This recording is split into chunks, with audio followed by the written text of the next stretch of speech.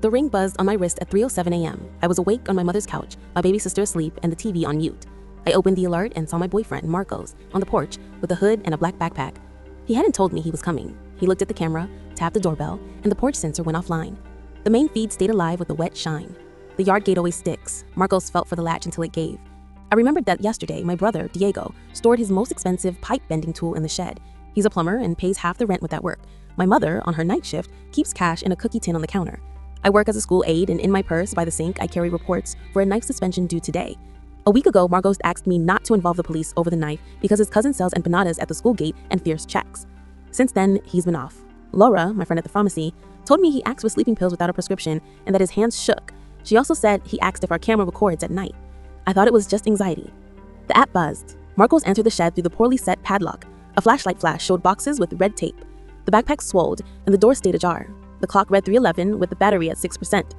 Marcos crossed the garden shadow to the kitchen window. He lifted the glass carefully. The frame complained. I stayed in the hall with the warm baby and the cold tiles under my feet. I saw his hand move along the counter, first the tin, then my purse. The lid spun with a short gleam. I thought of the principal reviewing my report. If it vanishes, she will say I'm covering. I thought of Diego looking for his tool. If it's gone, he'll lose the client who keeps our home afloat. I thought of my mother counting bills. If they're missing, she will call the bank. The app showed motion at the back door. The handle turned. The baby made a tiny sound. I pressed the blanket to her back. The battery dropped to 4%.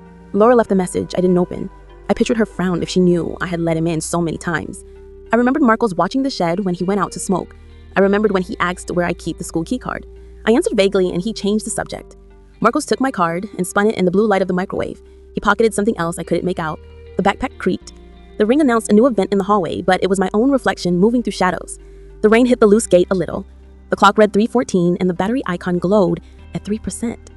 The image turned grainy. I saw the sole of a boot on the window ledge and a thread of water running down the paint. I heard a brief wooden creak. The zipper shut completely. I saw my name inside his pocket on a white badge. On the table, the tin stayed open like a mouth. The microwave clock read 3:15 and my finger brushed the door lock as the screen darkened, with Marcos inside, with the house holding its breath and the hallway without lamps.